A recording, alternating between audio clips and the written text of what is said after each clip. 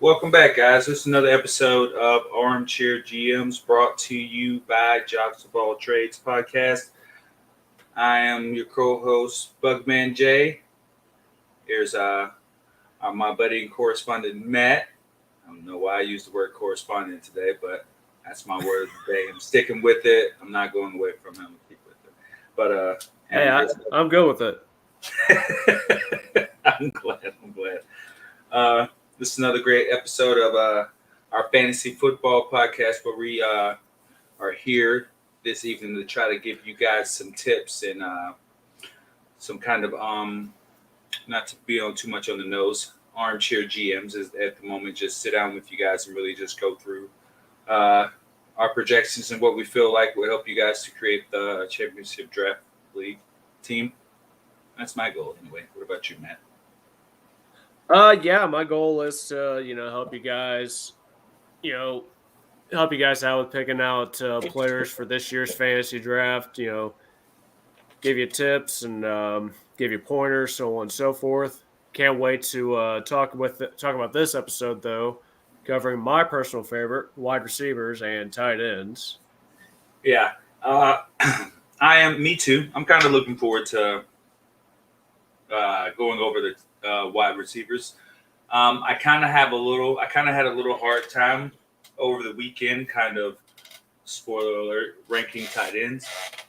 But I think that my list will be appreciated. But I have a lot of question marks as far as talent, and I kind of had a hard time ranking my top 12 wide receivers. It was kind of hard, and not to give anything away, but I made a lot of hard choices, and I made a lot of choices I feel like a lot of other GMs probably wouldn't make, kind of. I was gonna say, for me personally, I had that issue with some of the wide receivers, especially in the sleeper category that we're going to talk about tonight. Mm-hmm. Um, I had to really sit down and do my research and do a little research and figure out, you know, who's going to go where in fantasy draft, who's going to make a big impact on their team or even new teams. Mm-hmm. Um, so Jay, how soon do you where would you draft a wide receiver? Would you take one in the first round? Um, yes, there. Let's just say if I had three picks, two of them would possibly. If I had three picks in the first round, two of them would most likely be tight ends. I mean, wide receivers. I have And two then in to mind, though. piggyback, Yeah. and then to piggyback off that, how soon is too soon to draft a tight end in fantasy?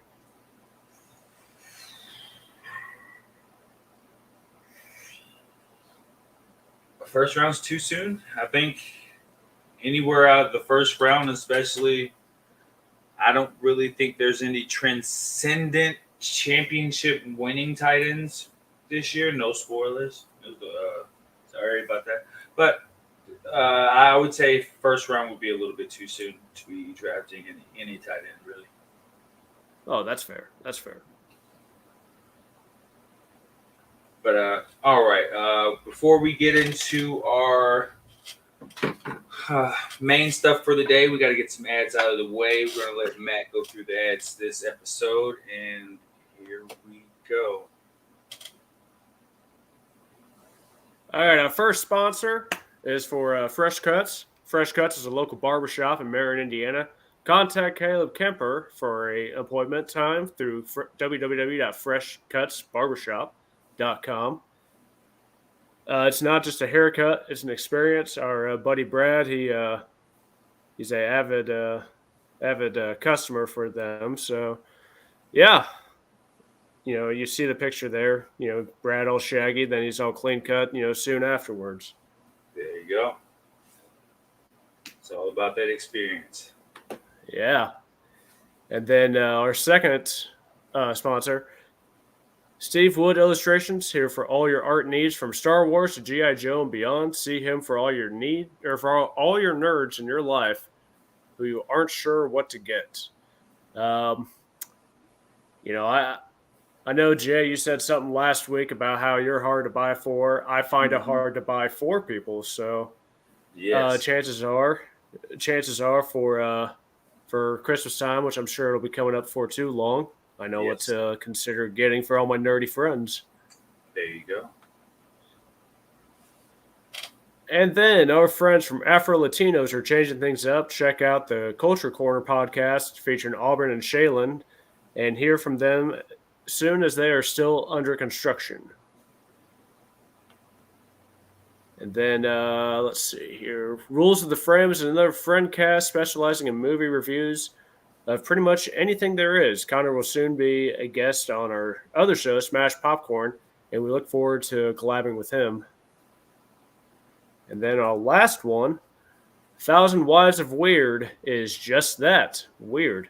From reviews of weird movies to criticizing bad movie choices, Brad H. and Billy Martell will keep you entertained and laughing for hours on end. Check them out exclusively on Spotify.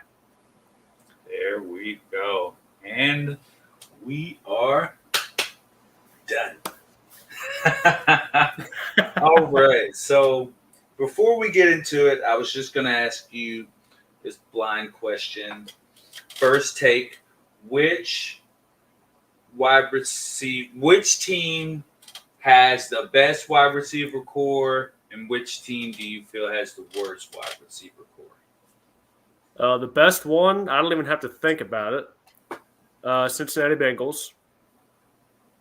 I mean, you're That's talking the best. Mm-hmm. Jamar Chase, Tyler Higgins, or T. Higgins. I'm sorry, and Tyler Boyd. Each of Mm-hmm. them, 2 out of 3, I could easily see number one receivers.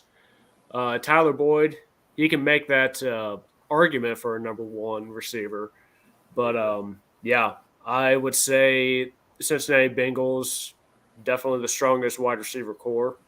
Mm-hmm. As far as the weakest, I'm going to say the New York Giants, but the Yeah. New York Giants have been struggling in a lot of areas for a lot of years, and I don't see a lot of improvement at all as far as receivers go, especially. So, yeah, that's my take on it. How about yourself? Uh, I feel that I have to shift it a little bit. I do think Cincinnati's core is pretty strong. I didn't expect this question to come back to me, but but I would say if not Cincinnati, I would have to say Philly with Oh with yeah, with AJ Brown, Devontae Smith, um, Rager being a competent number two slash slot guy, and then you also have Dallas Goddard, and then you have the pass catching running backs. It's just a pretty good core. It's just whether or not the ball is going to be passed at a high volume, or is it going to become a check down, run the ball, splitting reps between the quarterback and the running back.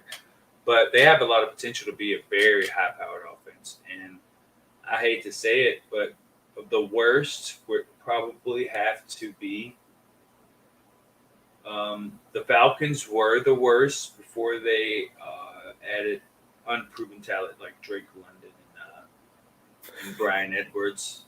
So they were in the spot for the worst. But I would also probably have to say the Panthers are probably pretty in a pretty bad situation too when your number one wide receiver is Alan Lazard.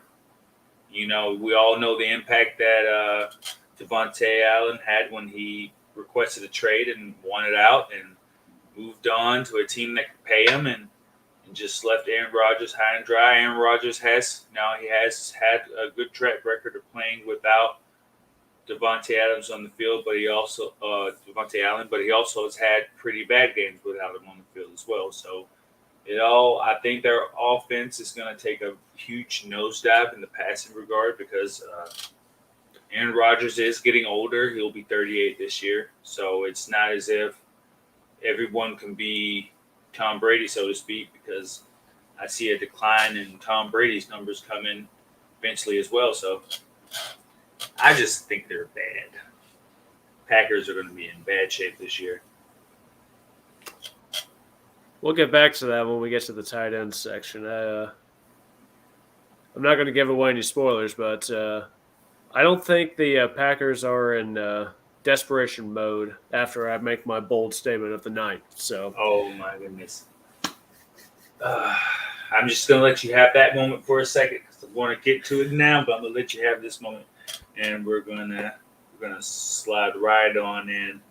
Now, I can tell you because I'm looking at my physical list here.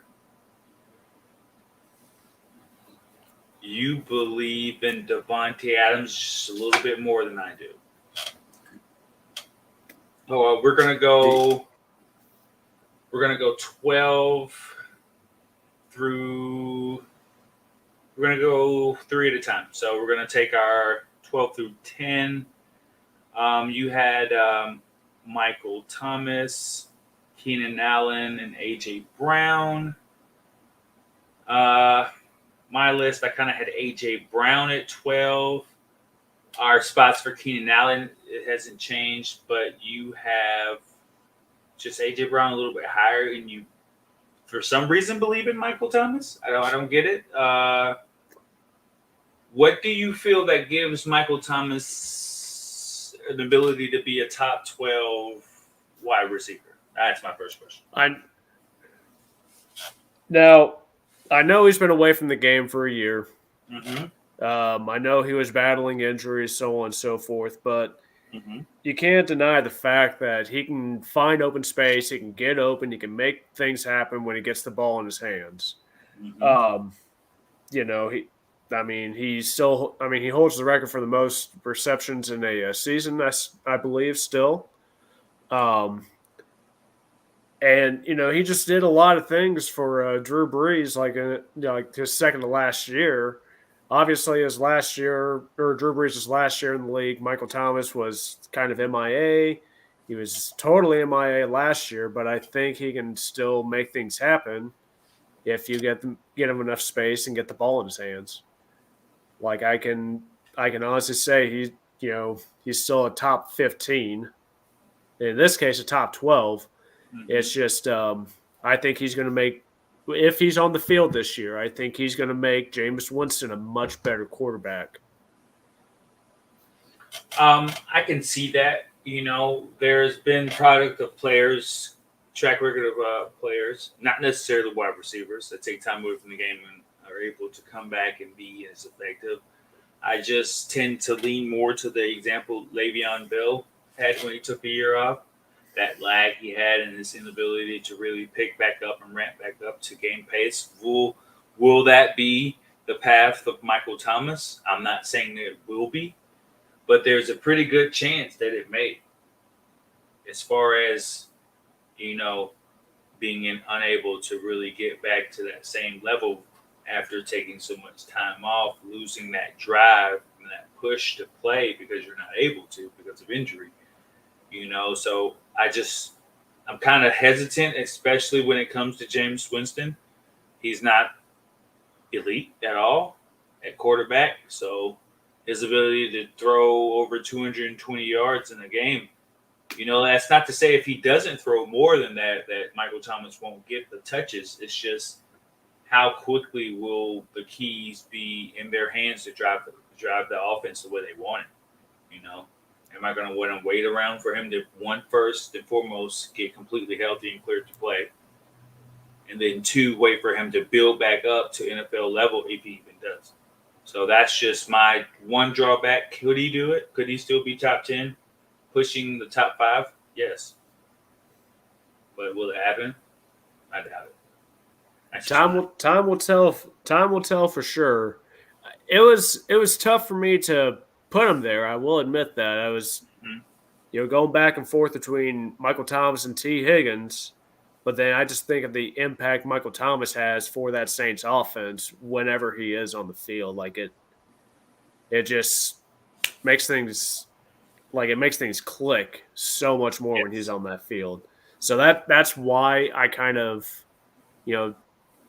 barely put Michael Thomas above T. Higgins there. at 12. I see. And I'm kind of low on AJ Brown, but I think over the course of free agency, I may move him further back up, possibly anywhere up around the CD Lamb to possibly to Mike Evans at 5, because of the simple facts that it's just he's good. I just don't know how relatively healthy he'll be and how effective he'll be with Jalen Hurts as his quarterback. But he was at the fourth highest PFF grade last season of any wide receiver. Fifth in yards per target run. I think that he'll come to an offense where he's clearly going to take over the number one spot because he's a veteran and because he has the talent, and he works very well in the slot, which is not really a namesake of a big, healthy wide receiver. And that's one thing that their offense has really been lacking, because Devontae Smith's 170 pounds. Rager's a small wide receiver. Their other wide receivers are pretty small. Dallas Goedert already lines up kind of in the middle, and he can't really cut seams when he's already lining up, to either to the left or to the right, or the right to the, on the offensive line. So they really need a threat that could just go 5 yards and in and make something after the catch. And he's one of the best wide receivers to do it, but he's not the most resilient. So that's why I say he's another guy that could possibly even be close to the top 5 if their offense is clicking, because it's Jalen Hurts' prove-it year. I hate for him to be on a team where Jalen Hurts falls out of graces with his, coaching staff, and they move on from him mid-season if they can't win. So he has possibility to even fall from there, from total grace. But I see potential in A.J. Brown. I'm looking forward to moving him up if he can prove that he's worthy. Yeah, I expect big things out of AJ Brown this year. I know with him going to the new offense, that's going to be a little bit more balanced than in the run pass category. Probably going to be a little bit more pass than running, because the Eagles don't have that week to week running back. Yeah. So I don't believe in Miles Sanders.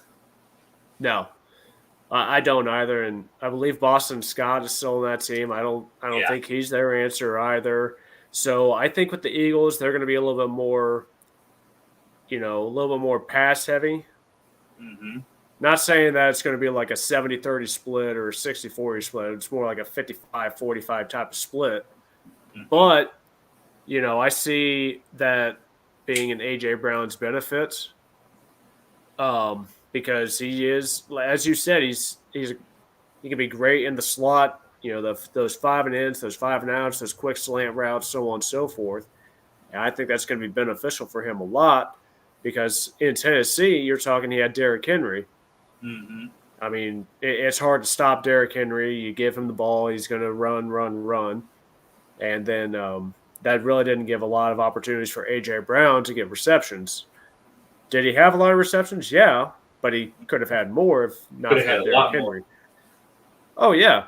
So I think in your PPR leagues, for sure, A.J. Brown is, going to be a top 10 by the season's end, hopefully.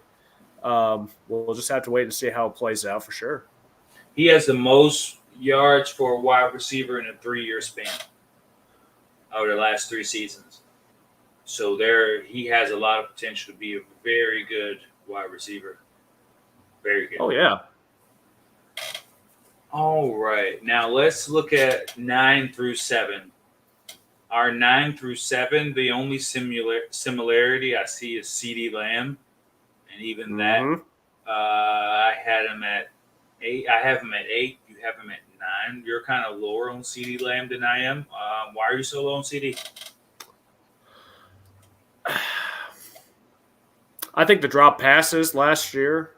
Mm-hmm. I think that's what kind of puts me, or why I put him a little lower in the top 12. Put him there at 9. It's not that he can't catch the ball. It's not that he can't make big plays. It's just, there were times where, he struggled with consistency. Mm-hmm. There were times that, he dropped the ball in, kind of those big game situations. And, luckily you had Amari Cooper on the other side of him. You had Cedric Wilson. You have, lack of better terms, you had Zeke Elliott. You had Tony Pollard. So if CD Lamb didn't perform as well as he could have, you have Mm-hmm. had four other targets you could go to. So I think that's why I put him a little lower, just the inconsistency of making big plays in tight games. Well, he's going to have more of an opportunity now because, as you know, Cedric Wilson's gone, Amari Cooper's gone. So now he's going to really have to take the alpha stance. He was Absolutely. he was 13th last season in yards per route run.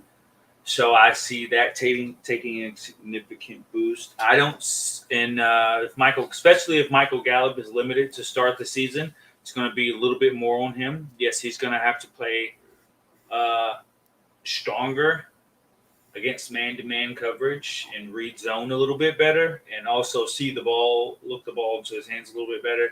He got kind of caught looking down the field a couple times because he has that sneaky quickness about himself.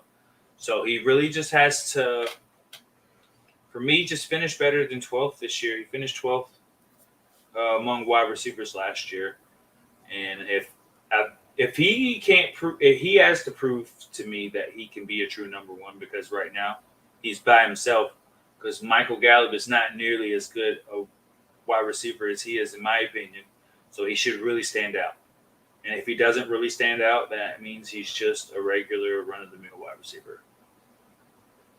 Now I see you have Tyreek Hill at 9. What sparked that one? Just with him going to a different team, or No, he kind of to a less of experience of quarterback. He had one of the best quarterbacks, if not the best quarterback in the league, behind Josh Allen and Patrick Mahomes. And you're leaving an uber elite quarterback to a fringe startable quarterback, and you're switching to a left-hand quarterback, someone who kind of plays southpaw a little bit with the ball. It's not really used to that, and also he's not able to take as many hits as he used to, so he's not getting many.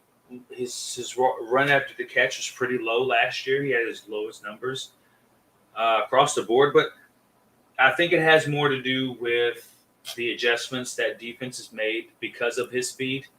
Does he still have that same speed now? Who knows? I don't. But I know he's not able to take the hits like he used to. And I know he's going to a less of an experienced quarterback with more mouths to feed. With it, he has rapport already with Mike Gesicki. He also has Jalen Waddle, which he built rapport, which is one of the same molds as Tyreek Hill, taller and faster, in my opinion. So he's really going to have to fight for reps, and if he's not run after the catch, yards after the catch, deep ball threat, he's going to kind of get contained a little bit. And I wonder what it's going to do to his ADP. It may change. Things may change. They may come out in preseason or training camp and says he looks awesome. Him and Tua Tagovailoa have built a great rapport, and it's going to be a great season. But until I see them actually collabing together and see some of the things iron out a little bit more, then I'm just going to take it for what it's worth. I was going to say Tyreek still claims he's more accurate than what Mahomes is. So Yeah. it's a bold statement. I agree. Definitely have to see how it plays out. Through or after minicamp and so on and so forth, even after the preseason, and through a week-to-week basis throughout the season. There you go. I have a question. What's up? Why are you so low on Stephon Diggs? I have him at number 4 on my list, but you have him at number 7, and he's the number 1 wide receiver for one of the best quarterbacks in the league. It was a tough decision to do that one. Um, Listen, the only reason why I put Stephon Diggs so low is because initially I was going to put him at 6, but Debo Samuel, he's playing with a chip on his shoulder. I think Mm-hmm. he's going to have a great year. I expect him to anyway. Tyreek Hill, listen, Tyreek Hill is going to be Tyreek Hill. Mm-hmm. He's gonna somehow or another. I don't think he's really lost a step. I do agree that he can't take the hits like he used to, but kind of the same thing with as I alluded to with Michael Thomas. You get the ball to Tyreek, and just a little bit of space, just a little bit. He's going to make defenders miss. He's going to make them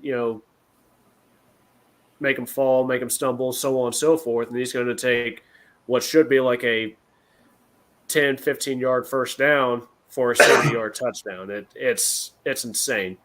Devontae Adams, also another reason I expect him to have a good year. I mean, him and Carr had that Fresno State connection, Yes. and I think it's coming back this year. And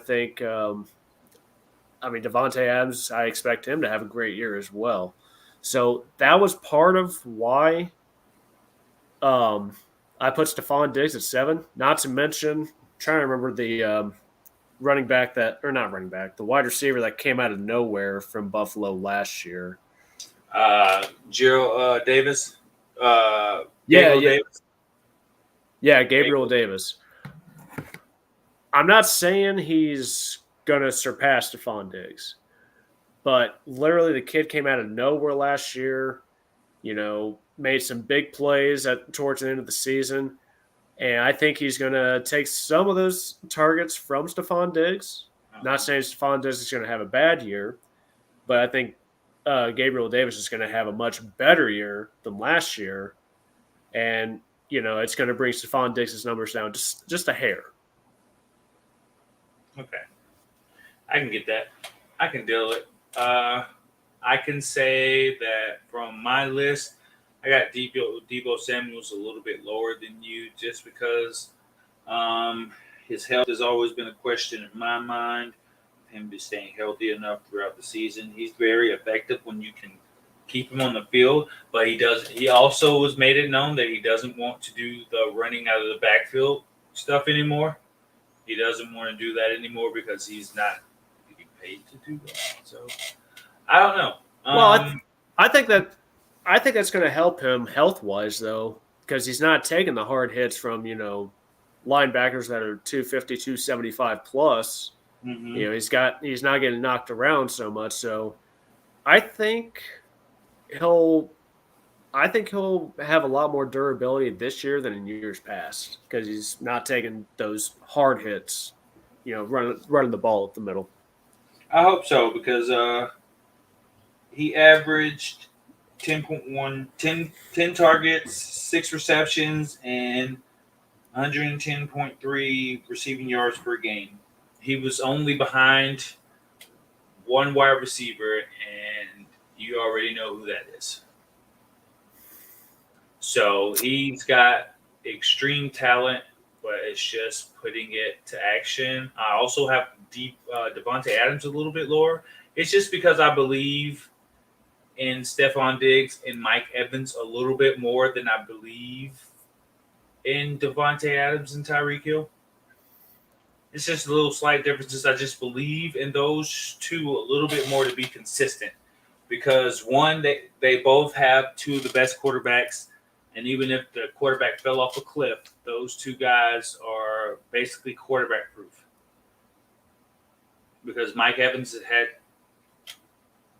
effectiveness with just about every quarterback that's come through Tampa Bay, including Tom Brady. That's fair.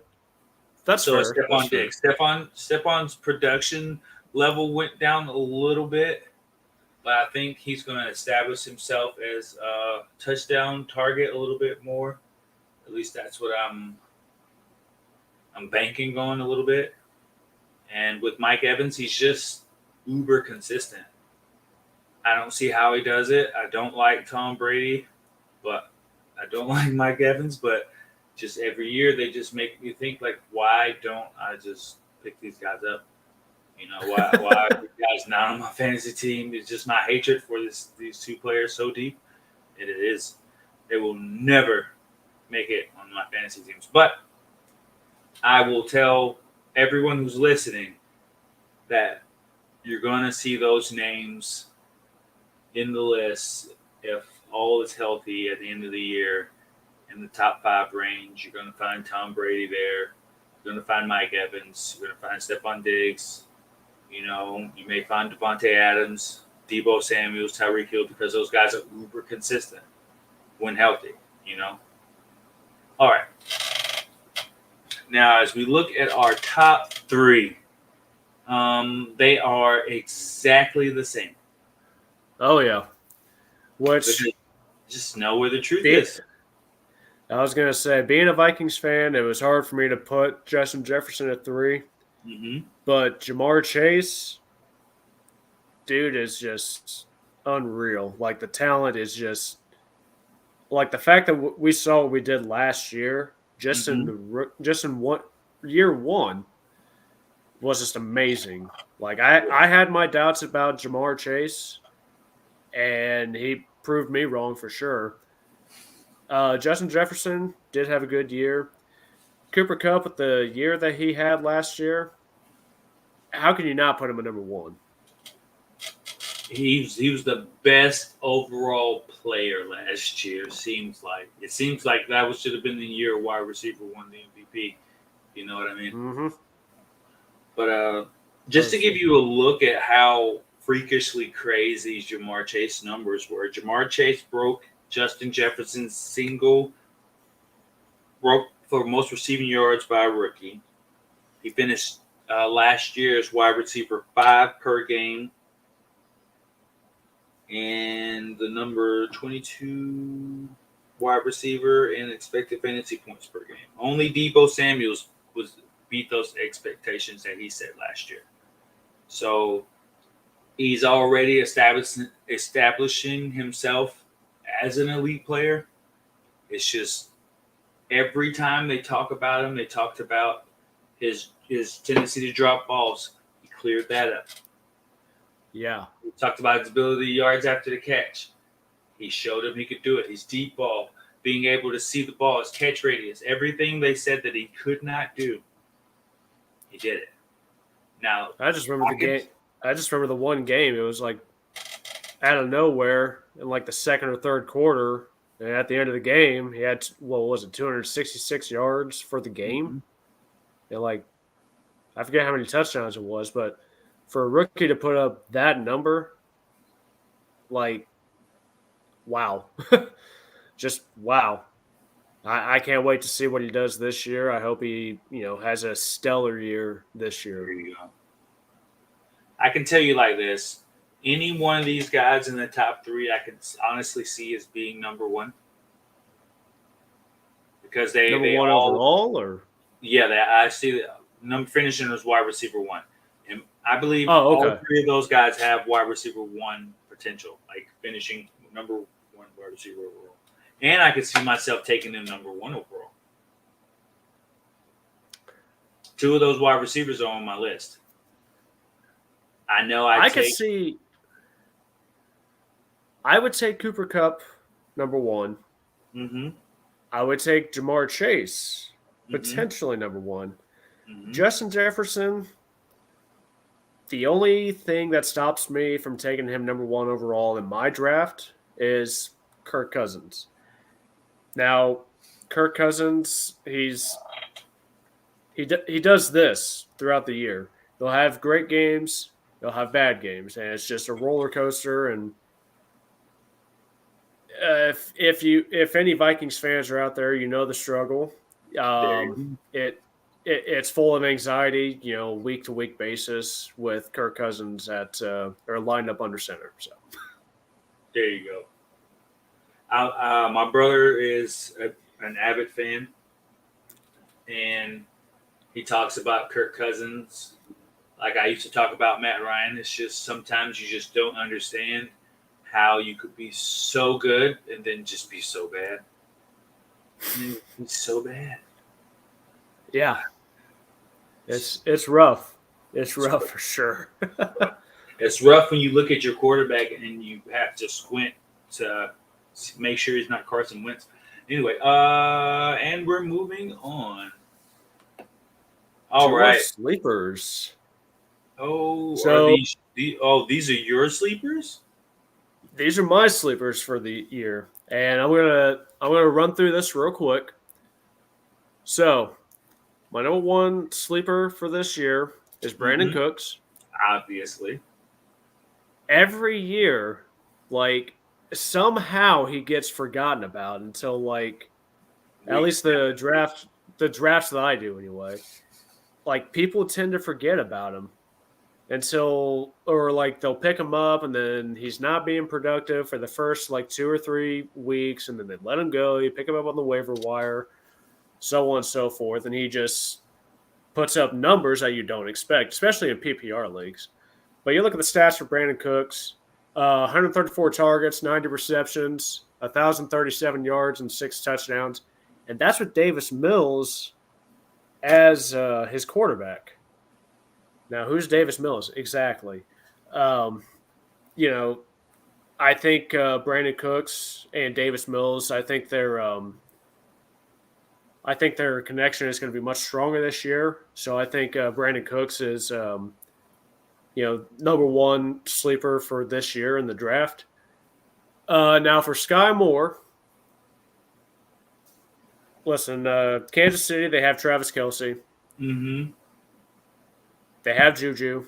Mm-hmm. No one's really going to expect Sky Moore as a rookie to do a whole lot defense wise.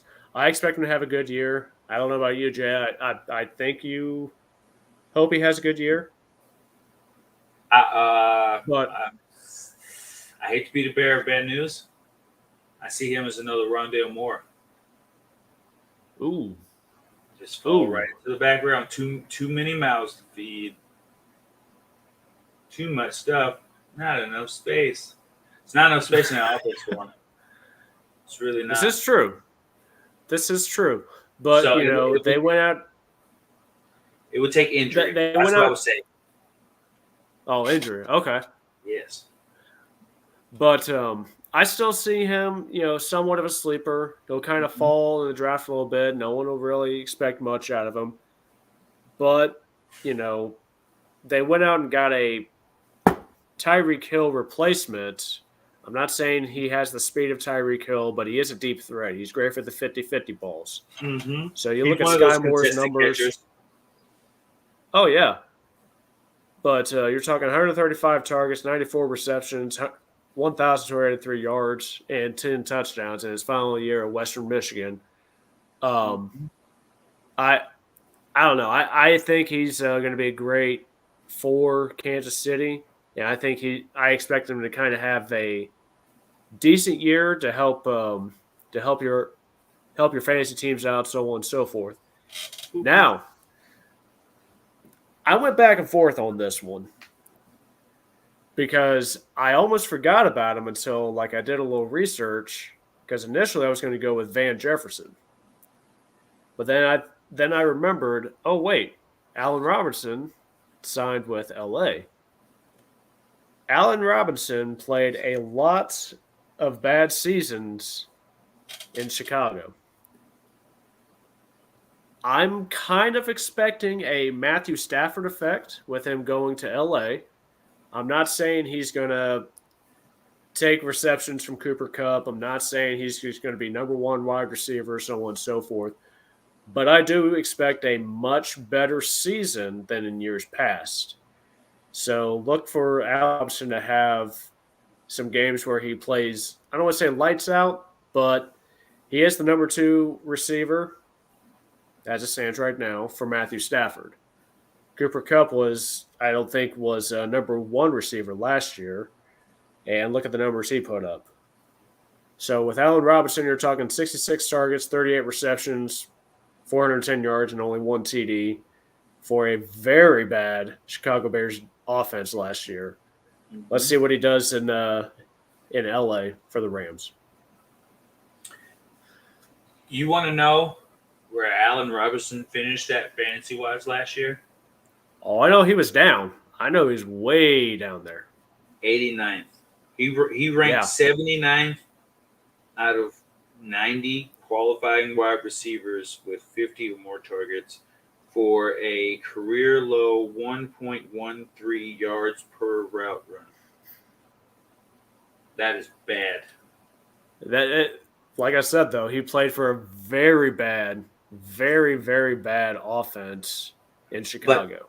but even with if he pigeonholes Odell's role with uh, that he had with Matty Stafford, then he might can see an 18.7% target share, which isn't bad, but it won't produce the best fantasy player of all time, but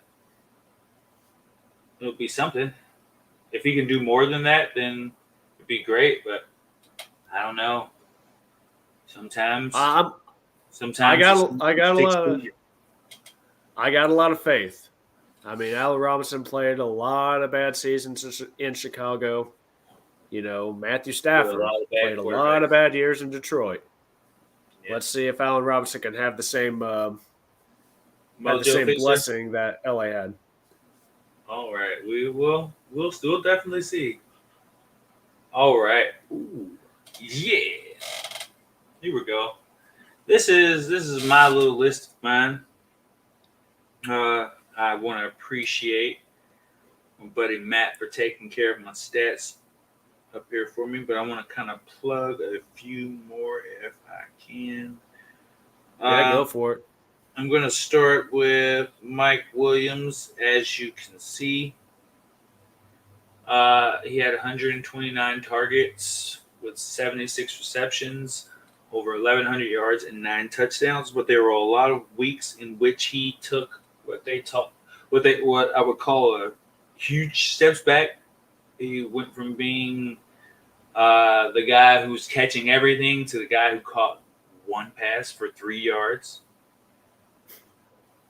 So he's got a lot to prove, but I feel like he can be a decent number two. He finished 11th last year among qualifying wide receivers in fantasy football. So with an average 15.1 points a game, that's consistent. That's consistent wide receiver two any day of the week. And if he can just take a bigger step and become more sure-handed and play more bully ball, I'm pretty sure he can carve out. Oh man, top 10, top 8. I could see that There's because potential. I see it a lot, and I guess I didn't realize how many targets he had. Well, let me rephrase that. I didn't realize how many targets all three of these receivers had until I looked up the numbers, and it was just like, They take in wow. a lot of targets. I, The one I'm in the most in fear of is Jalen Waddle because you see how many targets he got and what he did with it. So you know what that means? It's ADOT's very low, yeah, very low. So that's problematic. I just noticed that when I looked at that. But anyway, let's get back to DK Metcalf now. With no Russell Wilson, right? So he's got an iffy guy at quarterback. Let me think of his name. I just dumped it out. Drew Lock. Yeah, there we go. So with Drew Lock, he's consistent enough. He's not going to throw a lot of passes. He's not going to throw a lot of touchdowns.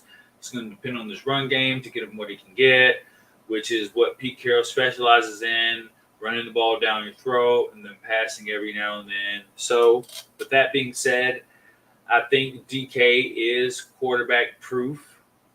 Even though he didn't really catch for 1,000 yards, he got plenty of targets. It's just the quarterbacks that he was playing with were either hurt or just couldn't get the ball down the field. I do feel like Drew Lock can pass the ball around. I just think he really doesn't feel confident in his passing. So there might be a lot of short area passes for him, but I do think that Drew Lock's going to pop the top off a little bit.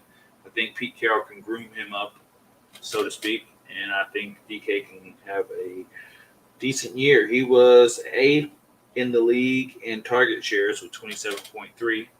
If that doesn't change, I don't think Drew Lock's horrible. So I was gonna say, I think, like, I know everyone likes to talk down about Drew Lock, and understandable. I mean, he was expected to be the next, great quarterback in Denver. Well, him and yeah, everyone else. I think, with Drew Lock in Denver, I think it was just too much pressure on him from the upper management side of mm-hmm. things, and I think that's why he didn't excel at all in Denver. Who knows? I mean, like you said, Pete Carroll, he might turn Drew Lock around to where he can be a decent quarterback, and yeah, I can see DK's numbers jump up quite a bit. There you go. Now, uh, we kind of brushed over Jalen Waddle a little bit. His A dot is not the best. He finished 21st last year because, as you can see, he really got a lot of short dink and dunk passes and not a lot of space. But he did have a pretty big target share, and it's going to change a little bit. But I feel like there's going to be more space in the offense. He was the only, really, besides Mike Gesicki, the only competent catcher on their team last year. So he did get shadowed a lot more than a lot of the wide receivers. But I feel like with Tyreek Hill there, it'll open up a lot more lanes for him to be an effective number two, which he's really good at being. And I really think he has a chance to be a top 10, a real top 10. All right. Yeah, like I said, man, I didn't realize the numbers that Jalen Waddle put up until I was putting them in earlier. It's just like he did what Yeah. as a rookie in Miami with Tua as the quarterback? Yeah, he caught Like, 100. He got wow, 104 passes. He was yeah, uber. I He was anything. He was uber efficient. Like if you yeah, want to know like how many passes he dropped last season, you could probably put him on one. Well, obviously he dropped a lot, but compared to Mike Williams, to DK Metcalf, to some of these other some people call better wide receivers, he had very good hands. I was gonna Very say. I mean, yeah, it's insane. Like, I mean, I don't know. Maybe. eh, all right. Do you do you think Jalen Waddle could move past Tyreek Hill? yes, Okay, definitely. I could see it.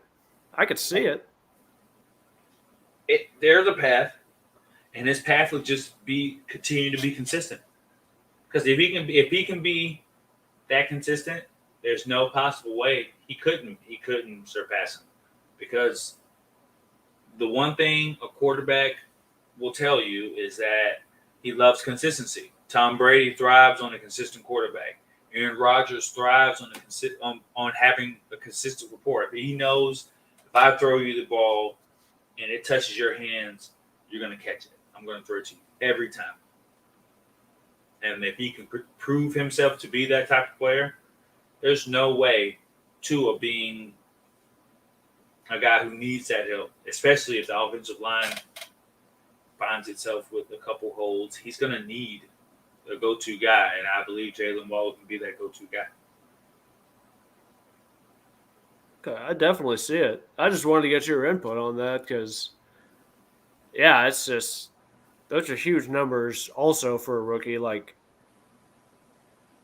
I I guess the wide receiver rookie class out of last year just surprised the heck out of me. So didn't expect Okay. the numbers that I didn't expect the numbers until I saw them today, and it was just like, wow. And now, before we move on, I'm just going to give you a little couple brief numbers. All right, his snaps in the slot, He had 379 snaps in the slot. That was 15th in the league last year. He had 542 routes run. That's 33.9 routes per game, which is 10th in the league.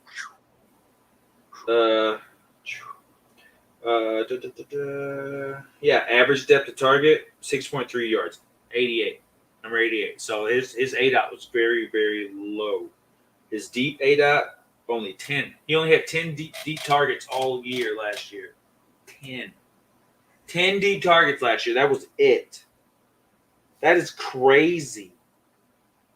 That is crazy. I was gonna say, like, only 10 deep targets. It's like you're talking over a course of 17 games. He only got an opportunity to catch a deep pass 10 times. Does that not raise any red flags? I don't know whether you should blame that on the quarterback. His quarterback rating per target was 107. Let me put this ticker back up real quick. Let me put this ticker back up real quick. These are efficiency stats. All right, his quarterback's rating per target was 107, which is still 40th, but 107 per target. His best ball points added were 110.7, 6.9 per game, 15th overall. Fantasy points per route, 0.45, 29. Fantasy points per target, 1.73.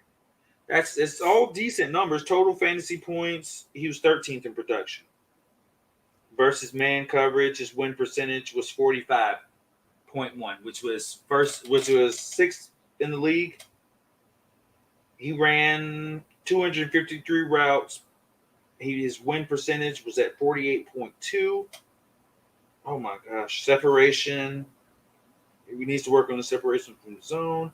But this guy's value should skyrocket just because of his efficiency and how he makes the quarterback better. Now, how much better can he make the quarterback is another story for another day. But I'm just going to leave that alone. I just wanted to leave you with those few notes right here. We got to kind of speed this up a little bit. Before we get to the bust, though, or the low performers, knowing the numbers that you know now, would you put Jalen Waddle in the top 10? Or no, even better, would you put him in top 5? No, not there yet. Not there yet. He doesn't have a proven track record. His track record only lasts 1 year without anybody else to take snaps from him. Okay. Yeah. So okay. I'm definitely still on the fence, but I'm giddy at the potential. I'm picking him up, putting him on my bench in the hopes of starting him in week 3. I tell you that much. Yeah, definitely. Now, all right. My busts. I'm gonna let you totally have this score here, and I'm gonna go through it real quick because I know we need to speed up a little bit for the tight end section. Marquise Brown going to Arizona. I don't see him. I don't see him as a top performer. I don't. I mean, you look at the targets there. There's 146, 91 receptions. I mean, the numbers aren't great when you're talking targets to reception ratio. I'm sorry. And then only 1,008 yards, 6 touchdowns, and that was with Baltimore. I mean, I'm not saying Kyler Murray can't make things happen, but too many mouths to feed, as a lot of these teams have. And when DeAndre Hopkins does come back from his suspension, that's just going to take more targets away from Marquise Brown. Amari Cooper, listen, we just got the news earlier today. Baker Mayfield is traded. We don't know what's going on with Deshaun Watson. I'm not sure I trust Jacoby Brissett enough to make things happen for Amari Cooper. And even then, I feel like Cooper's numbers have just kind of dwindled down for the past couple seasons. I mean, last year, 104 targets, 68 receptions, 865 yards, 8 TDs with Dallas. And that was with Dak Prescott. Granted, he had a lot of targets to throw the ball to, but now I think it's better to have. I think it's better to be like your second or third option for a decent quarterback than a number one option for a team that doesn't have a great quarterback. And then Kenny Galladay. Jay, did you fall for the trap last year with picking Kenny Galladay? In any fantasy leagues? Yes. Yeah, same here. Yeah, it didn't turn out that way. I don't need to go into much detail about it. 76 targets, 37 receptions, 521 yards, 0 touchdowns. Big fat goose egg. I would stay away from Kenny Galladay if at all possible. Do yourself a favor. Overlook him, please. Get out of here. He's no good.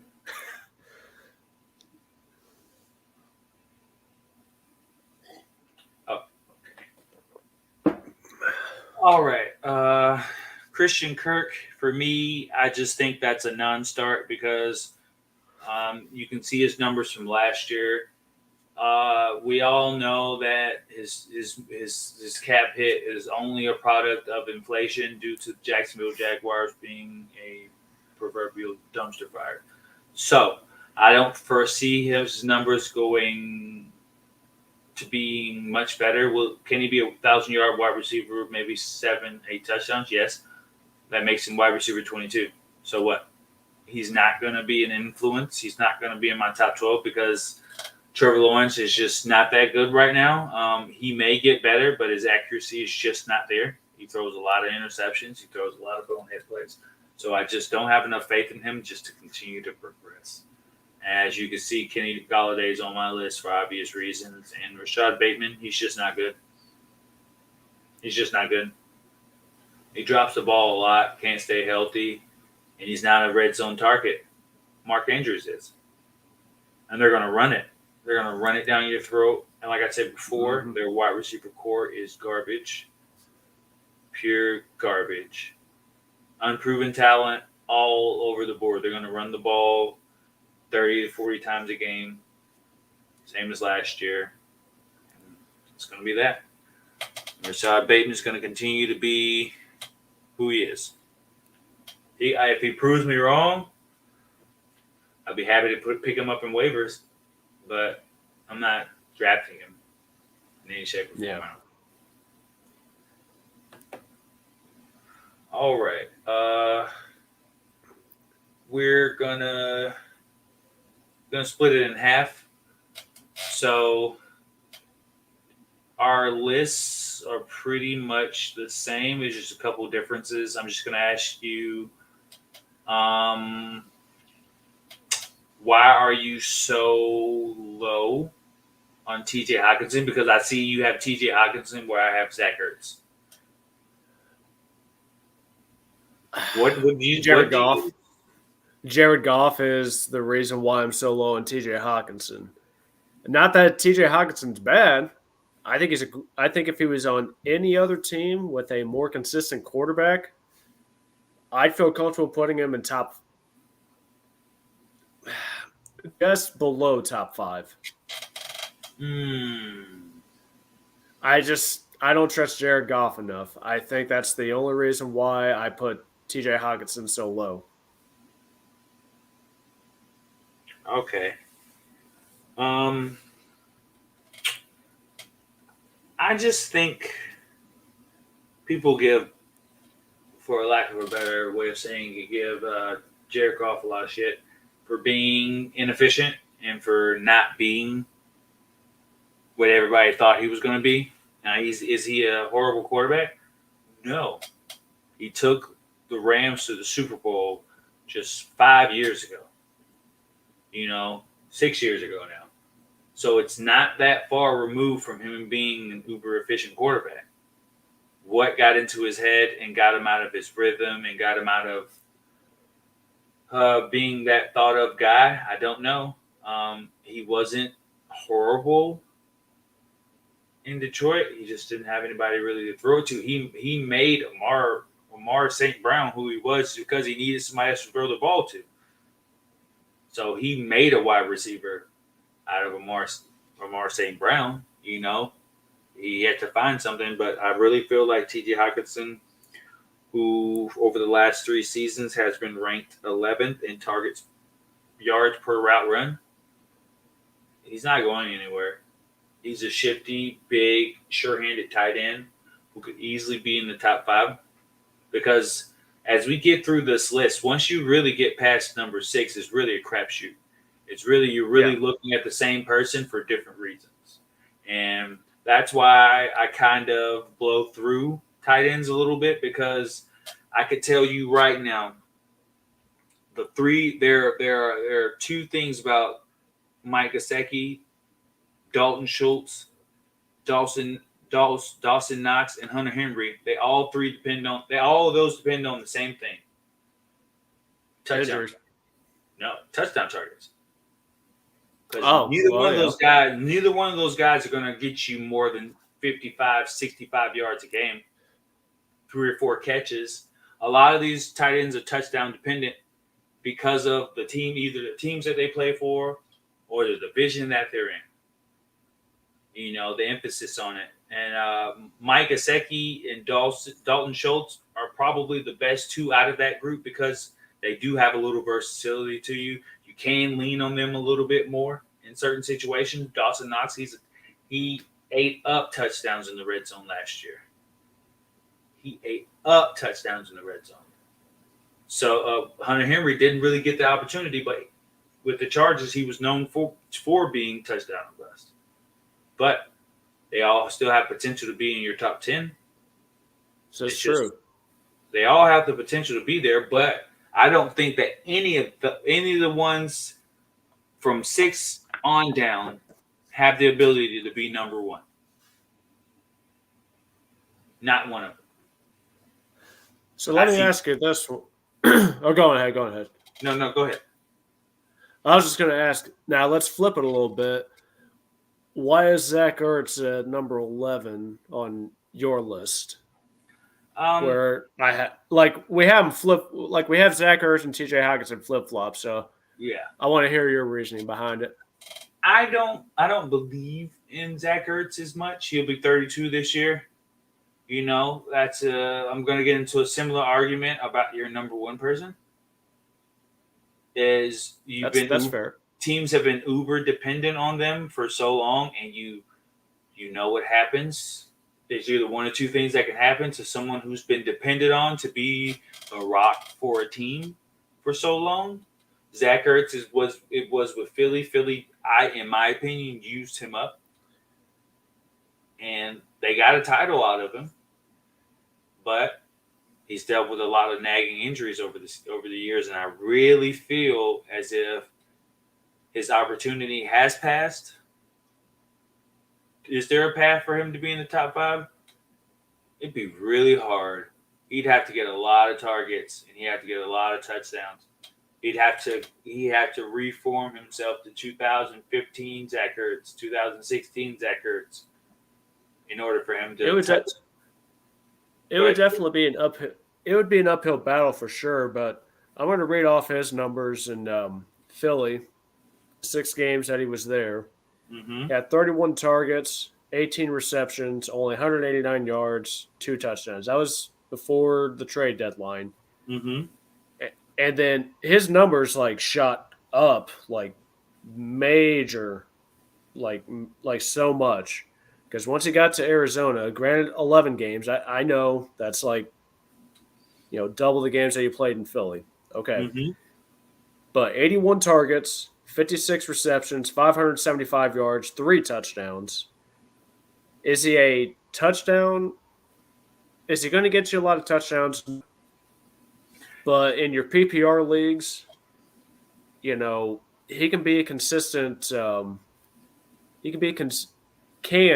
I use that word tremendously here. Can be a good, consistent point getter when it comes to receptions. Yeah. He could be that guy for you. Um, but he also could not be, you Yeah. know. And Which, yeah, I get the whole age thing. Trust me, I get it. it could come to a time where, depending on him, is really not going to be what wins you the game. You know, and with T.J. Hawkinson, if he hadn't got injured, he was on a trajectory to be better than him. You know, so it's who's hot, who's not, who's on the field, who's not on the field. But you know, I don't know. Do I feel like he could do it this year? Honestly, no. Would it surprise me if he did? No. You know, anything could happen in the NFL. I just don't think the consistency is going to be there for him this year. But I digress. We got Dawson Knox, right? Yeah, we did. All right. I don't have Robert Tonyan on my list. Why do you have Robert Tonyan at number 9? I do have him lower. It took me a little while because I was kind of wanting to put him at 12 on list. I was kind of The reason why I put Robert Tonyan on there, which spoiler alert, I do have him as a sleeper. Yes. I put Robert Tonyan on there because I think of 2020 Robert Tonyan, where he had 59 like he came out of nowhere in 2020. 59 targets, 52 receptions, 586 yards, and 11 touchdowns. If he could stay healthy, I think, and we talked about it last week, we alluded to it this week a little bit. Aaron Rodgers likes consistency. Yep. If Robert Tonyan can stay healthy, Robert Tonyan is going to be a great red zone target for Aaron Rodgers. Therefore, I foresee him, at that number 9 spot, so long as he's healthy. That's because I know last year they essentially shut him down because he couldn't stay healthy. So I hope he can stay healthy. I expect big things from him, but time will tell for sure.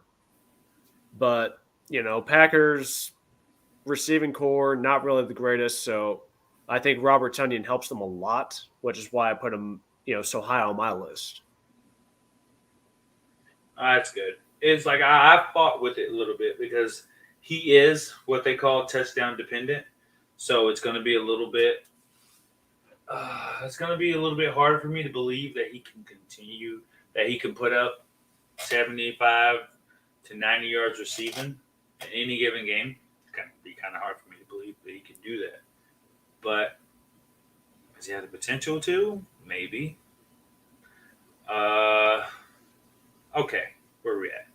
George Kittle. We have George Kittle and Kyle Pitts flipped. I went back and forth on this one. The only reason why I put Kyle Pitts at 5 and George Kittle slightly above him is because, in my mind, George Kittle has, when he's healthy, he's easily one of the top tight ends in the league. He's going to get you points. He's a proven tight end, so on and so forth. Kyle Pitts, he's not there yet. What? He's knocking on the door. What? But he's not there yet. The reason I know I'm going to catch crap for this. I know I am. Mm-hmm. The one touchdown. That's what got me the most. It was just, I know he got a lot of targets, but it's just like he didn't have enough touchdowns to kind of go with it for me to put you over George Kittle. That's why I put Kyle Pitts at below George Kittle, just barely. Okay, I get. I mean, I know you're a Falcons fan, and I want to hear your reasoning behind it because I'm actually looking forward to it. Well, Kyle Pitts was ranked 3rd in receiving yards, so that was good, and 8th in receptions among all tight ends. In a deeper metric, he ranked 4th in targets per snap and 4th in yards per route run. by PFF, and only rookie tight end to finish his first inaugural season with higher yards per route run was Albert O. That was since 2018. Him and Albert O, the only two tight ends have had. Oh, him and Albert O have the highest yards per route run in their first year by the tight end. So that gets the latter guy's going to be on my bounce back list, and I really he finished his tight end 11. It's because of the eyesore, because of only one touchdown. I blame that a lot on Matt Ryan's inability to get the ball to his number one targets in the red zone, which was a problem that happened after they started happening after they lost the Super Bowl. It started a little bit before that, and I couldn't really. So I was just holding on the podcast, this whole other topic for a whole other podcast, but it just seems as if the ball started going less and less to his go-to guys when it meant the most, and I never could understand why it was happening that way. But, that's a conversation for another day. But I think Arthur Smith has brought in two quarterbacks that could easily get the ball to their biggest target. His catch radius is awesome. I just really feel like he has true potential to be the number one target on this team. And with the target share anywhere up north of 26%, on offense that's probably not going to pass the ball a lot, is something that I really feel that Kyle Pitts is going to covet. That he's going to take hold to, because you can literally put him anywhere on the field. We picked a unicorn. Let the unicorn ride. Let the unicorn ride. And I feel like they're going to put the ball in a situation that accentuates their ability to kill the middle of the field. And yard after catch. Go ahead. Let me ask you this. Let's go a year from now. Mm-hmm. Do you see Kyle Pitts as potentially number 2 or number 1 tight end in the league a year from now? A year from now, I see his potential to be tight end number 1 this year. Yeah, that's what I mean. Like, yeah. I could say projections for next year. What it would take for me is for one of the two options at quarterback to be at least quarterback 20. If they're going to be at least 20th or lowest 25th, he can take the target share. He can have enough yards and touchdowns to kind of put himself in a position to be number 1. Because if you look at who tight end number 1 was last year, which was Mark Andrews, mm-hmm. and you kind of get an expectation. He had 107 reception yards and 100 on 153 targets. That's something that you can't really. That's something you can't fake. Like if you put Kyle Pitts in this situation and you get him that many target shares with that many targets, you get him that many targets in 17 games. You feel that he could not be better than Mark Andrews. That's my question for you. Like with Mark Andrews being number 3 on my list? Oh, yeah. Okay. Yeah. Do you feel as if, because based on the production, the numbers I just gave you, these are the numbers that won Mark Andrews tight end 1. He had over 17 games. He had 107 receptions off of 153 targets, 1,361 yards receiving. That was about 12.7 yards per route run, long of 43. He had 9 touchdowns. He had 9 touchdowns and 1,300 yards. In PPR leagues, he had 107 receptions. So that's half a point per reception. So in a standard PPR league, that would kill us every day because he was number 1 on both sides. But do you feel that with just the target share, do you feel if Kyle Pitts got that target share, he could be effective. Oh, He could be absolutely. number one. Could he be number one? Absolutely. I thought he could be number one with that target share. Absolutely. Like, hands down, no question about it. Absolutely, Kyle Pitts would be number one if he had that type of target share. I think another thing for me as to why I put Kyle Pitts at 5 Mm-hmm. is all right. And this is not a knock on Desmond Ritter. This is not a knock on Marcus Mariota. You're talking it's going to be a project.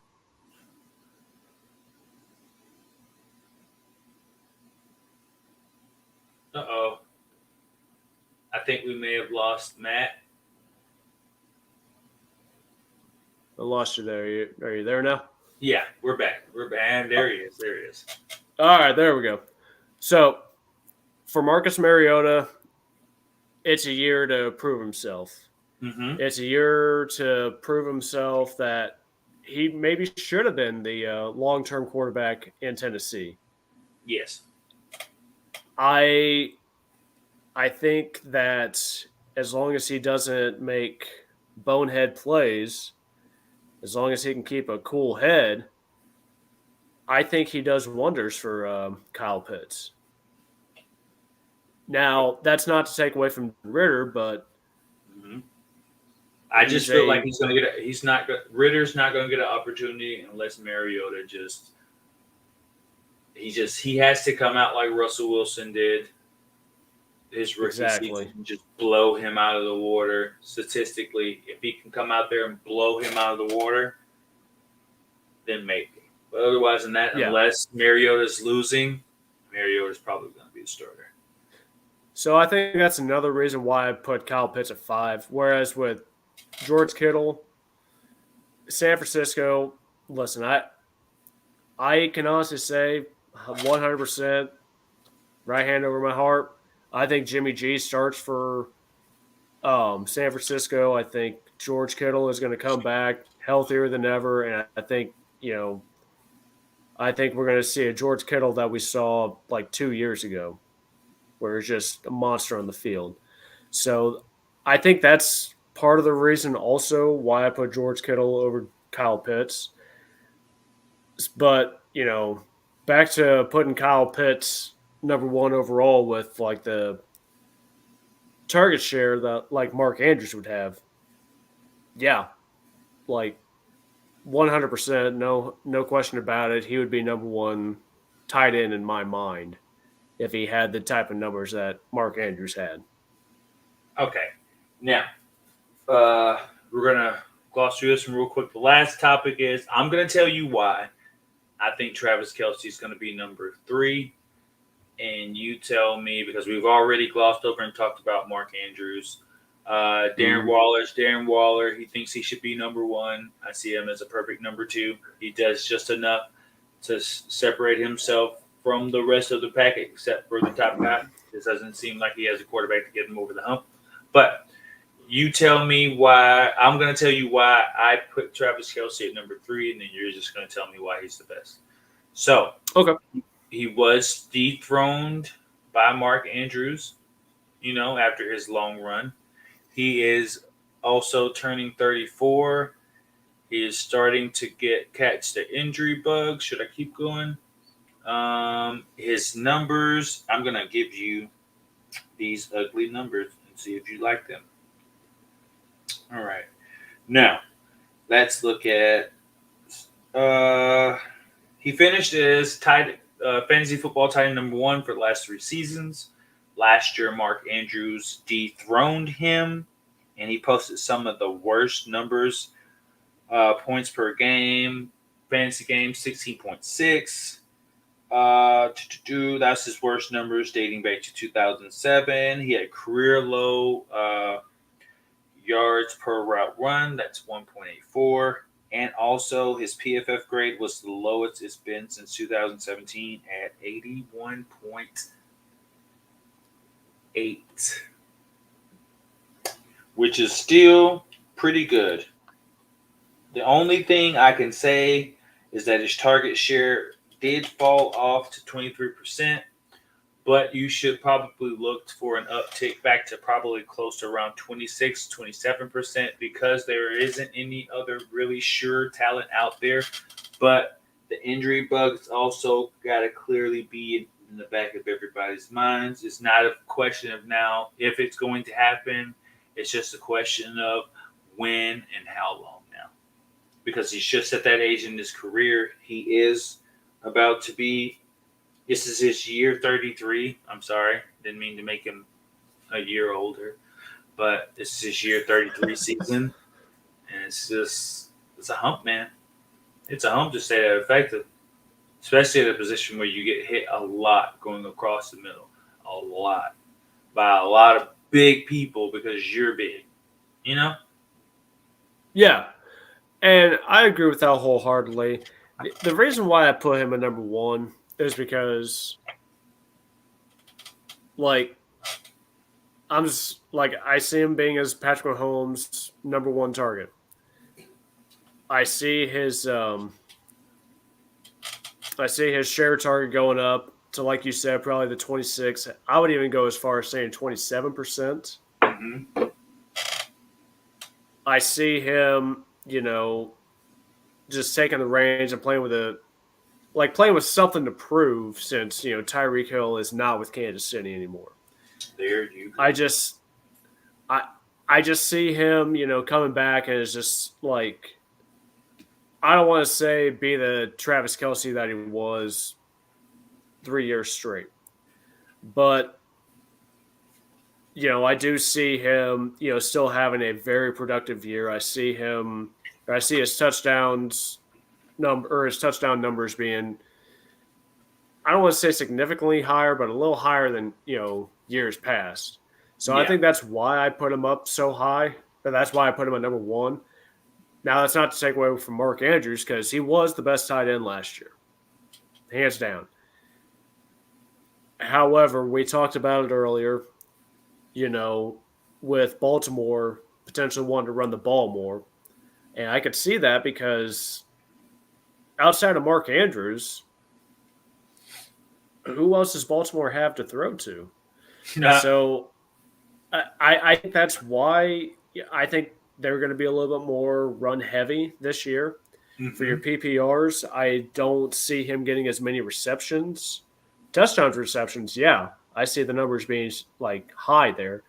But I do not see Mark Andrews having, what'd you say, he had 107 receptions last year? Yes. I would go as far as saying.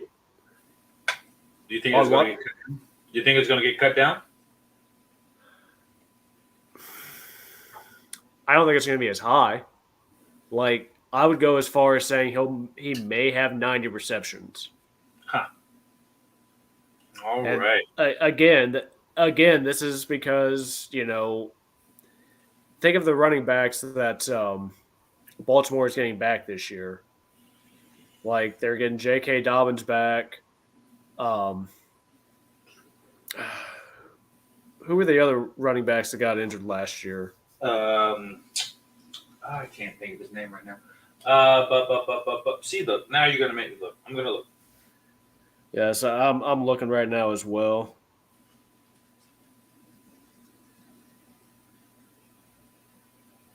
Yeah, you had J.K. Dobbins. Justice right now, Hill, you have Mike Davis. Yeah. Oh my God. Yeah. Gus. We don't have. Yeah, that's it. Either way, all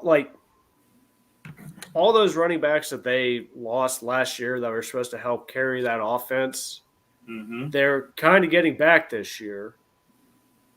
So I expect them to be more run heavy than pass heavy. So I think that's why I put Mark Andrews at 3, because I see a slight, very, very slight drop in production for Mark Andrews this year in terms of receptions. Touchdowns, he's going to get his touchdowns. Like, I'm just I would almost put him over Darren Waller in terms of touchdown receptions. I'm going to put it to you this way. In an offense with a whole bunch of question marks, do you really feel as if Lamar Jackson's efficiency is going down enough to where he can't focus in on Mark Andrews, or do you feel as if it's going to be spread out a little bit more? He's not going to get as many controlled touches that he used to get. Because I still feel like there's a path for him to be number one with the target share that he's going to get, with him being the only sure target. So, but could they digress and regress back to a RPO simplified style scheme until the wide receiver core kind of builds himself up?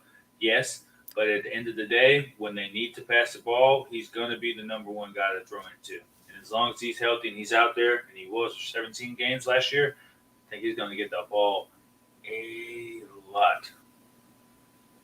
All right. That's fair. All right. Now, who is this?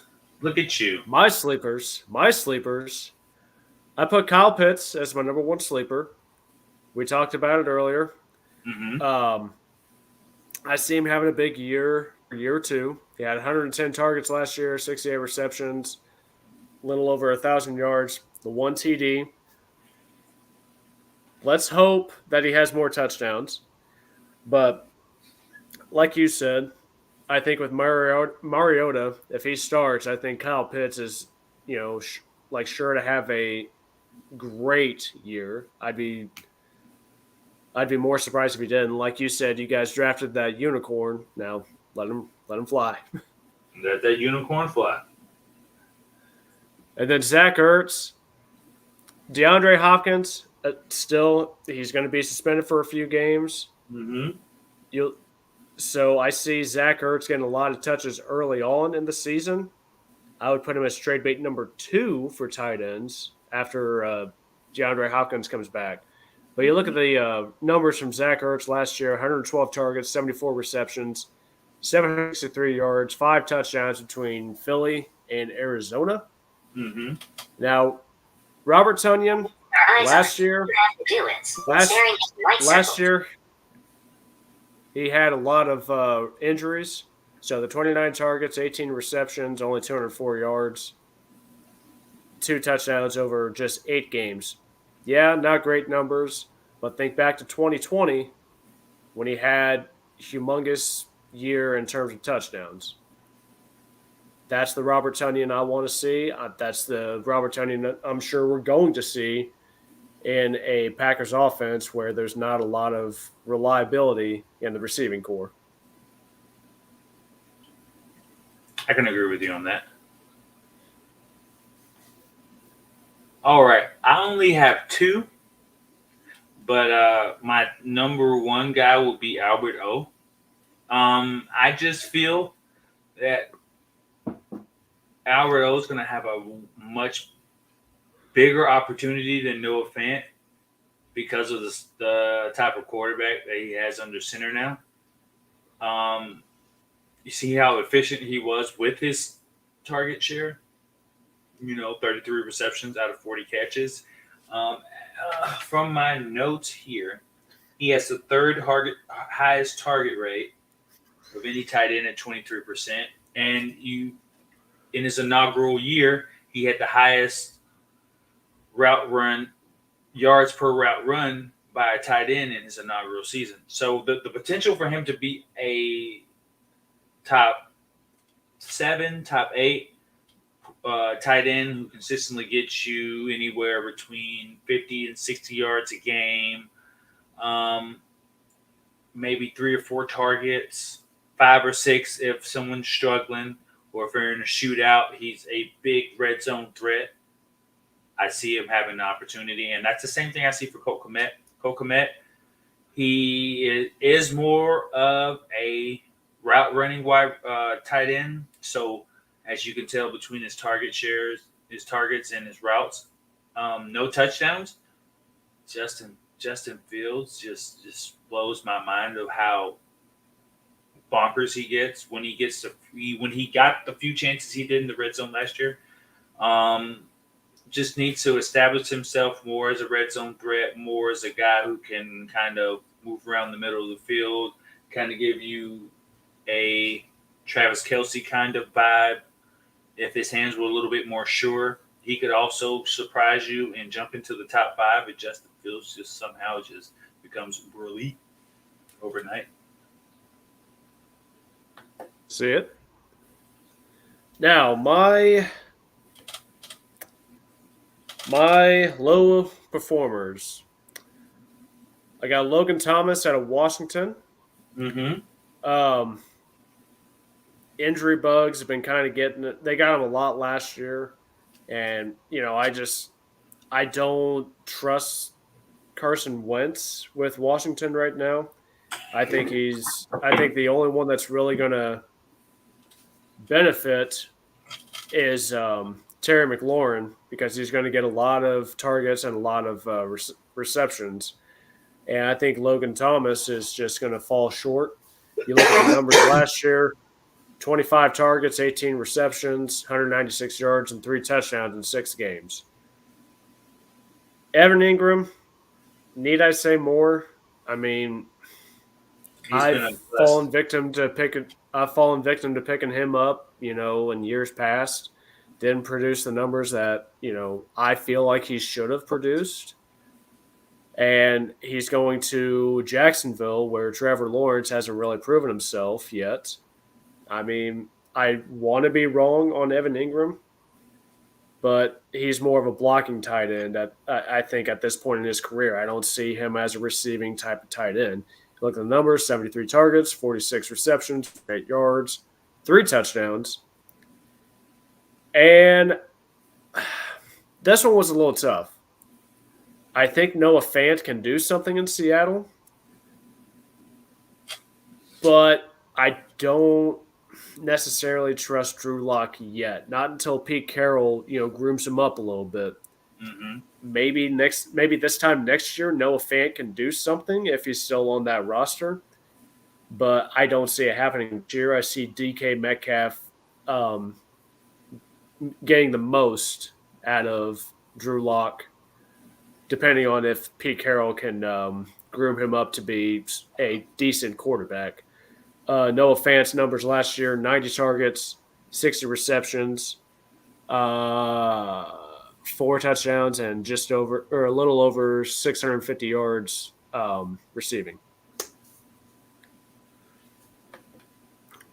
All right. You also see that we have 2 things alike on our list.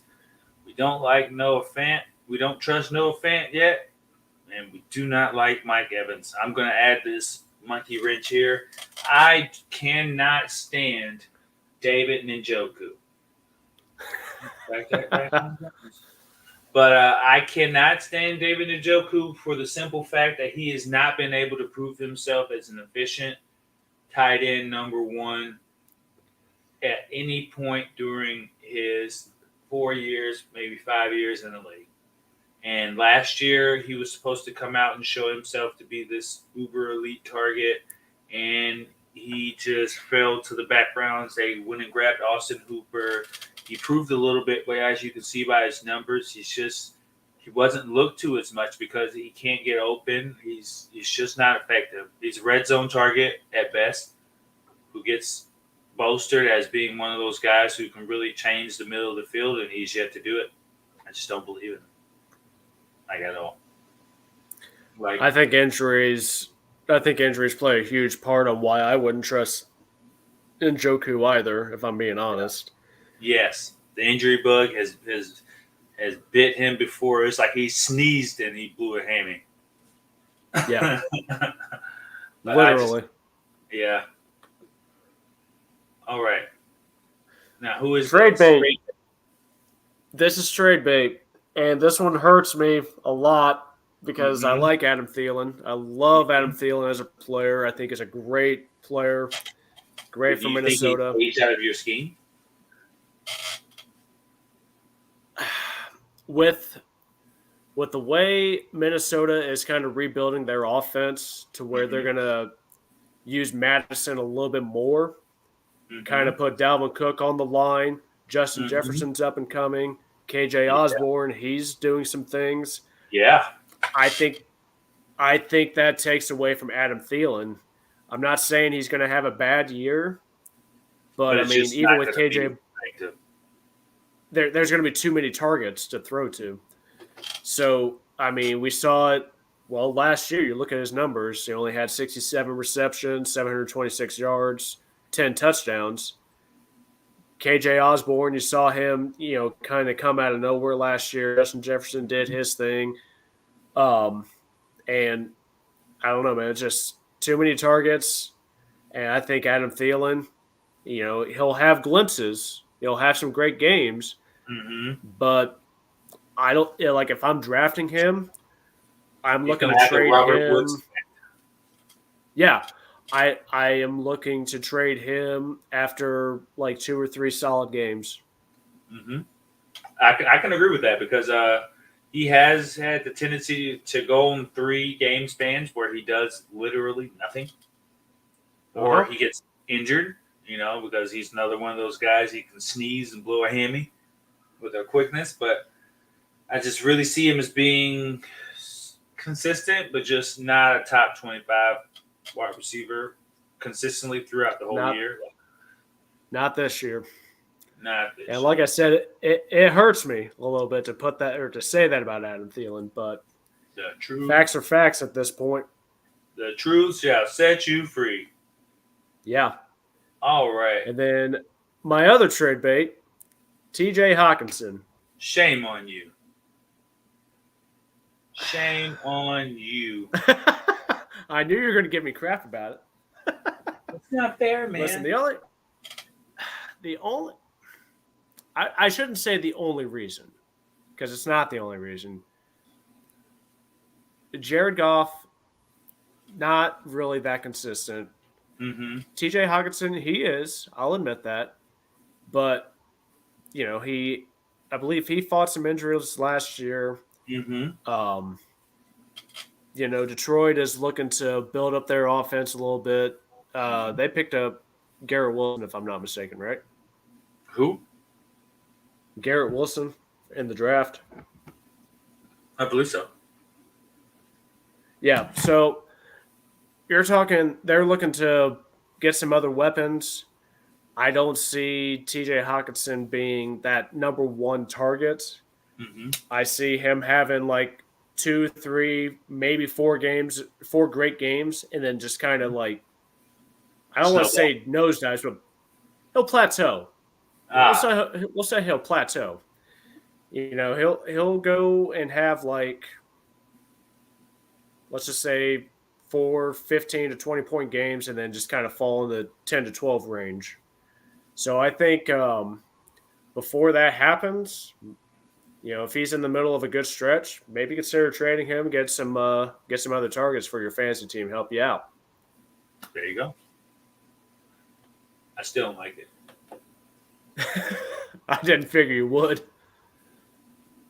All right, and I think that might be it. Yep, that's all she wrote. All right. Last question of the night, and I'm going to let you go. If you had to pick 1 wide receiver and 1 tight end outside of your top 5 to start a dynasty with, who would you choose? Let me bring up my notes real quick. Outside of my top 5? Outside of the top 5. So whoever your top 5, let's hold on. Let me pull this back up real quick. All right, let's see. Let's go backwards. Let's go back. And there. Okay. So outside of Cooper Kupp, Jamar Chase, Justin Jefferson, anybody, not named Devontae Adams and not named Tyreek Hill. So Deebo Samuel, Stephon Diggs, Mike Evans, CeeDee Lamb, AJ Brown, Keenan Allen, Michael Thomas. I'm going with Mike Evans. Okay. You talked about it earlier. Somehow he's Mr. Consistent no matter what quarterback he has in Tampa Bay. Mm-hmm. So I got to go with consistency. Therefore, I would easily pick Mike Evans. Mm-hmm. And then for tight ends, let's go back to the tight end screen real quick.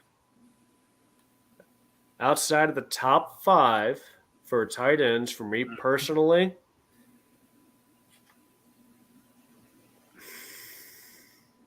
You're looking at God, that Robert one's Tunyon and Zach Ertz, aren't you? honestly no. Honestly, What? no. I'm considering Dalton Schultz. I would Uh, con- I I would give would you that. consider it. I would give you that. Well, it's a toss up. It'd be Dalton Schultz or Mike Gesicki. Mm-hmm. Huh. The reason why I would take Gesicki over Schultz PPR. is because, yeah, and he's a little bit more consistent. Whereas Dalton Schultz, he'll come out of nowhere, have 2 or 3 great games, And and then he kind of won't like be used dwindle at all. down. Yeah, and then Here, he'll that's come back up, and so I think it would be Gesicki over Schultz. if I could give the audience a basic blueprint to understanding how to build, especially around tight ends, is you have to honestly know the scheme and the target shares for your position. Because Mm-hmm. I can tell you like this: you can wish upon a star that Dawson Knox, Dalton Schultz, Hunter Henry, even sometimes Mike Gesicki will consistently get 6 to 8 targets a game. But like Mark Andrews, Darren Waller, Travis Kelce, Kyle Pitts, like George Kittle, like T.J. Hawkinson, but you can't guarantee that because their scheme in which the offensive coordinator runs doesn't call for them to get that many touches. So a lot of these Exactly. guys get taken out of the mix for a couple of games because the simple fact is they're not schemed to get as much as they've been getting. That was with Dawson Knox last year and the year before. His touchdown rate ballooned to like a super high amount because he caught touchdowns for 4 straight games in the red zone. And then a couple weeks he was like back down to tight end 30. Like, where are we going here? But you see guys like Kyle Pitts, George Kittle, T.J. Hawkinson, and Dallas Goedert can consistently get those target shares because their offense calls for them to get those target shares. So make sure you pay attention to who you're putting on your roster to play tight end. If you're looking for somebody to take up a lot of space to get a lot of targets to help you in your PPR leagues, pay attention to their target shares. Mm-hmm. Research your teams. Make sure you're knowing what you're getting to get the best, especially if you're creating a dynasty league. Don't create a dynasty league with a player older than the age of 27. It's not going to work. All right. If nothing else, this is a great show. I had a lot of fun. I hope we were able to give some great advice today. We are going to begin to ramp up a little bit with our content because, as you may know, training camp is right around the corner, and we will be up to date with updated rankings, mock drafts, updated our Twitter. We're going to update our Twitter as well. Check out my Bugman stats on my Twitter page right there. You can check it out on the ticker right there. Anything you want to plug right now, Matt? While you have a chance, you can plug anything that you want to plug. Yeah, just a great episode. This one was a lot of fun. Like I said, we covered my personal favorite, which was wide receivers. Even touched on tight ends. Yes. I believe next week we're gonna touch on defenses and special teams. And special teams. Which, yeah. Do we want to cover kickers as well next week, or do we want to make a special show just for kickers? I'm being completely sarcastic there. I could sit here and have a good discussion about Young Wei Koo, but I feel like this is these two positions we're going to be talking about next week are some of the most underappreciated positions. Absolutely. Right up next to tight end, but you can really get some uber elite defenses if you know what you're looking for. And we're going to give you those tools via Twitter and our show next week. So my Absolutely. name again is Bugman J. I'm Matt. And this is your Armchair GMs provided to you by Jocks of All Trades podcast. You guys have a good night.